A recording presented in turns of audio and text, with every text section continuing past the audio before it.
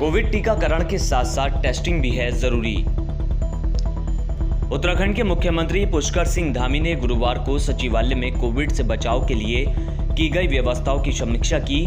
वहीं उन्होंने निर्देश दिए कि कोविड से बचाव में टीकाकरण जरूरी है, लेकिन इसके साथ साथ टेस्टिंग पर भी ध्यान दिया जाए। आपको बता दें, मुख्यमंत्री ने कोरोना की संभावित तीसरी लहर के दृष्टिगत सभी आवश्यक व्यवस्थाएं सुनिश्चित करने के भी निर्देश दिए हैं। उन्होंने कहा कि अतिरिक्त वैक्सीन की व्यवस्था के लिए वे केंद्र सरकार से अनुरोध करेंगे। मुख्यमंत्री ने सभी जिला अस्पतालों, CSC, PSC में पर्याप्त संख्या में ऑक्सीजन, ICU, वेंटिलेटर तथा बच्चों के अलग से वार्ड बनाए जाने को कहा है। उन्होंने कहा कि इस संबंध में सभी आवश्यक व्यवस्थाएं जुलाई अंत तक सुनिश्चित कर ली जाए। मुख्यमंत्री ने PM केयर फंड के साथ ही CSR के तहत उपलब्ध कराए गए उपकरणों के रखरखाव पर भी ध्यान देने को कहा है। सचिव स्वास्थ्य श्री अमित नेगी ने मुख्यमंत्री को अवगत कराया कि कोविड से बचाव के लिए स्वास्थ्य सुविधाओं के विकास पर भी ध्यान दिया गया है।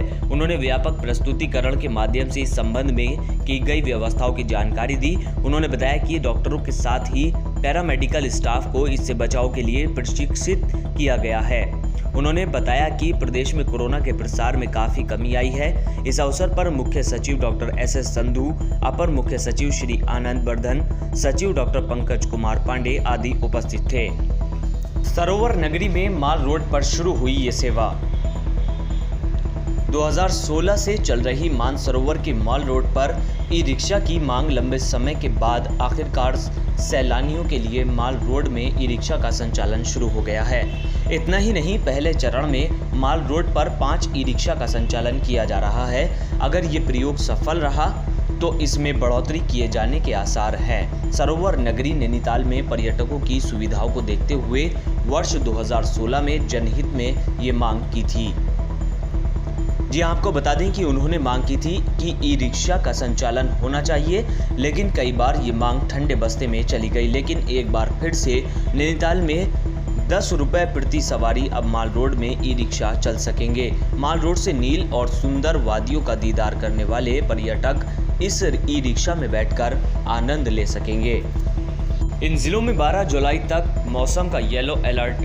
एक बार फिर मौसम विभाग ने अलर्ट जारी करते हुए 9 जुलाई से 12 जुलाई तक राज्य के विभिन्न जिलों में भारी बरसात को लेकर येलो अलर्ट जारी किया गया है। मौसम विभाग द्वारा 9 जुलाई को राज्य के पौड़ी, नैनीताल, बागेश्वर और पिथौरागढ़ जिले में कहीं कहीं आकाशीय बिजली चमकने के साथ साथ भारी वर्षा होने की संभावना जताई गई है।